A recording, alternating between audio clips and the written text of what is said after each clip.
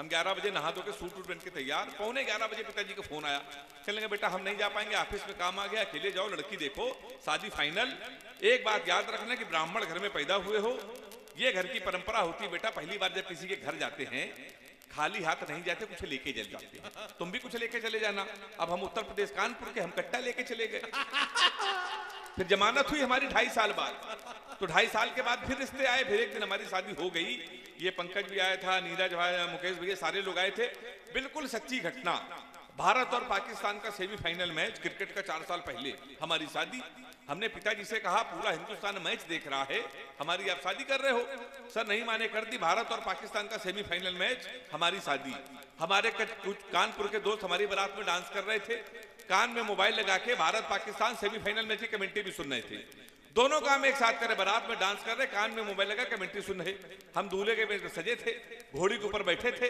जैसे बारात घर पहुंचने वाले थे, एक लड़का घूम के हमारी तरफ चिल्लाया, बोला छक्का। हम डर गए साहब, हमने कहा कहां छक्का?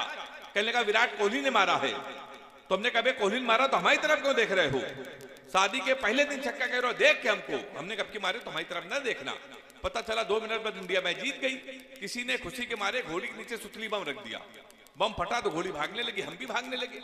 हमने चलती घोड़ी से पिताजी को फोन मिलाया, हमसे बोले कहां हो बेटा? हमने कहा पिताजी भाग रहे हैं। बोले किसके साथ? हाँ यही ताली बजा रहे जो भाई बारात आए थे, ये आया था हमारा भाई।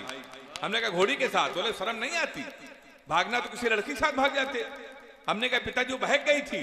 कहने लगे आज घोड़ी बहकी है, कल को गधी बहके तो उसके साथ भाग जाओगे। तब से साहब हम बीबी नहीं ढूंढ रहे, घोड़ी ढूंढ रहे। मन हो तो आप ताली बजा सकते हैं। तो हम लोगों के साथ अक्सर ये होता रहता है। आइए मैं आपको कविता सुनाना चाहता हूं, अगर आपको अच्छा लगे तो जितने लोग हों तालियां बजा के मुझे आशीर्वाद देना। देश कहां जा रहा है, देश की स्थिति कहां जा रही है, राजनीति के बड़े लोग बैठे हुए हैं, धर्म के बड़े लोग बैठे, इसलिए उस कविता को मैं आपको सुना रहा हूं। एक बार एक कवि ने हमसे बोला, एक रात में सोया ही था, सपने में खोया ही था, देखा कुछ लोग नफरत के बीच बो रहे हैं, सामने खड़े हनुमान जी रो रहे हैं। हमने कहा आप तो भगवान हैं, फिर आपको रोने की क्या जरूरत? और वैसे भी सीता हरण पे आप खोए नहीं थे, लक्ष्मण मूर्छित पे भी आप रोए नहीं थे, आपने सूरज को निगला आप मुस्कुराते रहे थे, आपकी पूंछ तक जली आप खिलखिलाते रहे थे, फिर प्रभु आप क्यों रोए? कलियुग के दर्द में उबे तो नहीं हैं, किसी कष्ट में आप उबे तो नहीं हैं, प्रभु राम की याद में आप खोए हैं शायद, और बहराइच की घटना से आप रोए हैं शायद। कहीं ऐसा तो नहीं कि आपके मन में निठारी की कथा हो या जलती ट्रेनों की व्यथा हो? प्रभु बोले तेरी बात सही है, मेरे रोने का कारण यही है। आज हर इंसान, अगर आपको व्यंग समझ में आ जाए, कविता समझ में आ जाए, तो इस पंक्ति में सारे सदन का आशीर्वाद चाहता हूं। कहीं सोए तो नहीं है, मैं फिर से आपको पढ़ रहा हूं। एक रात में सोया ही था, सपने में खोया ही था, देखा कि जो लोग नफरत के बीच बो रहे हैं, सामने खड़े हनुमान जी रो रहे हैं। हमने कहा आपको रोने की क्या जरूरत? वैसे भी सीता हरण पे आप खोए नहीं थे, लक्ष्मण मूर्छित पे आप रोए नहीं थे, आपने सूरज को निकला मुस्कुराते रहे थे, आपकी पूंछ तक जली आप खिलखिलाते रहे थे, फिर प्रभु आप क्यों रोए? कलियुग के दर्द में उबे तो नहीं हैं, किसी कष्ट में आप उबे तो नहीं हैं, प्रभु राम की याद में आप खोए हैं शायद, बहराइच की घटना से आप रोए हैं शायद। कहीं ऐसा तो नहीं कि आपके मन में निठारी की कथा हो या जलती ट्रेनों की व्यथा हो? प्रभु बोले तेरी बात सही है, मेरे रोने का कारण यही है। आज हर इंसान हिंसा के दौर में पल रहा है, मेरी तो केवल पूंछ जली थी, आज हिंदुस्तान जल रहा है। मेरी तो केवल पूंछ जली थी, आज हिंदुस्तान जल रहा है। और वैसे भी चुनाव का मौसम आ गया है, कुछ नेता हमारे मंदिरों में आएंगे, हमारी झूठी कस्में खाएंगे।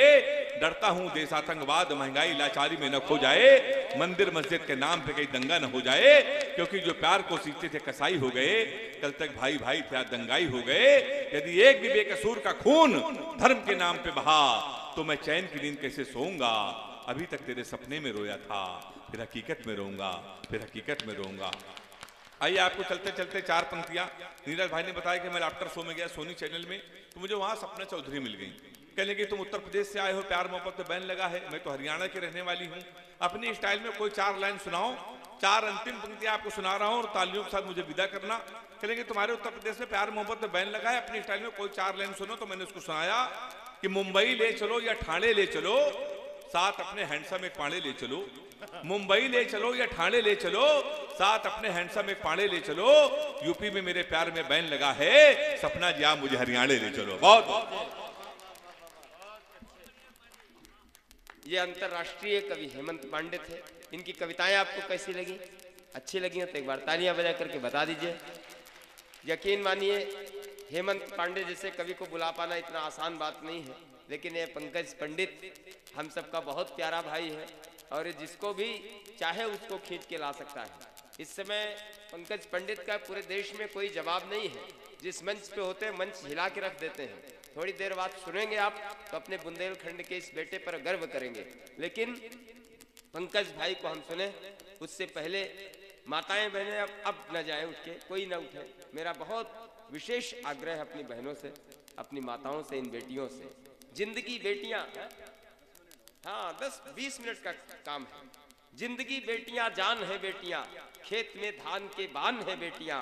बेटियों को समस्या न समझो कभी, मान लो तो समाधान है बेटियां। अपना झंडा है ऊंचा किए विश्व में, देश भारत की पहचान है बेटियां। सरहदों पर मुकाबिल खड़ी शत्रु के, अब तो सेना में कप्तान है बेटियां। जिन घरों में नहीं कुल का दीपक जला, उन घरों में तो दिनमान है बेटियां। और बेटियों को बढ़ाओ पढ़ाओ सखे, क्योंकि कुदरत का वरदान है बेटियां। इन कुदरत के वरदानों को प्रणाम करता हूँ, इन बेटियों को प्रणाम करता हूँ। बलराम श्रीवास्तव हमारे मंचों के बड़े कवि हैं, गीतकार हैं। उन्होंने 4 पंक्तियां कही कि हर एक पाषाण शालिग्राम की बटिया नहीं होती। मैं बहुत पवित्र मंच पर खड़ा हूँ गुरु जी की उपस्थिति में, तब निवेदन करता हूँ। बलराम श्रीवास्तव जी ने कहीं कहा कि हर एक पाषाण शालिग्राम की बटिया नहीं होती, फकीरी जिंदगानी में महल कुटिया नहीं होती। कभी भी गर्भ में कन्या के चाकू को चलाना मत, वो घर भी घर नहीं होता जहाँ बिटिया नहीं होती। बेटियां सामने बैठी हैं, मैं चाहता हूँ किसी बेटी को ही आमंत्रित किया जाए और वह बेटी जो इन बेटियों की भावनाओं का अनुवाद अपनी कविताओं में करे। प्रिया श्रीवास्तव दिव्यम हमारे बीच में है। इस दिव्य और भव्य मंच पर, इस पवित्र मंच पर उनकी उपस्थिति है। मैं उन्हें आमंत्रित करूं कि दर्द की अनुभूति का भूगोल कोई क्या लिखेगा। जिस तरह की कविताएं वो लिखती हैं, मैं बहुत शालीनता के साथ उन्हें आपके बीच में आमंत्रित करता हूँ। ए दादा कहाँ जा रहे हो? ए भैया दादा वो चले जा रहे हैं, आएंगे लौट के। अच्छा करें अभी लौट के आएंगे। इसी तरह के क्या हमारे फूफा 25 साल पहले गए, आज तक नहीं लौट के आए। अच्छा कुछ रासायनिक क्रियाएं जोर मरती तो जाना ही पड़ता है। पिछले दिनों हमारे यहाँ गदर 2 फिल्म लगी थी रायबरेली में। हेमंत पांडे आए थे कवि सम्मेलन में, तो मैंने कहा चलो तुमको गदर 2 दिखाते हैं। ये गए, पान की पीक मुंह में भरी हुई थी इनके, हमारे भी भरी हुई। हम दोनों लोग पान खा के सिनेमा हॉल में चले गए। हेमंत भाई ने पूछा नीरज भाई कहाँ थूके इसको? हमने कहा बगल वाले के सदरी जेब में थूक लो। बोले जान गया तो लड़ाई झगड़ा होगा। हमने कहा हेमंत भाई हम तो तुम्हारी जेब में कब से थूक रहे हैं, तुम कहाँ जान पाए? तो ये होता है। एक बार तालियां बजाओ। मैं प्रिया श्रीवास्तव दिव्यम को आमंत्रित करना चाहता हूं, जो आपके मन की बात करेंगी, आपकी भावनाओं का अनुवाद अपनी कविताओं के माध्यम से करेंगी। दर्द की अनुभूति का भूगोल कोई क्या लिखेगा, बांसुरी की वेदना के बोल कोई क्या लिखेगा। रास लीला कृष्ण की लिखना बहुत आसान, लेकिन गोपियों के आंसुओं का मोल कोई क्या लिखेगा। श्री राधे।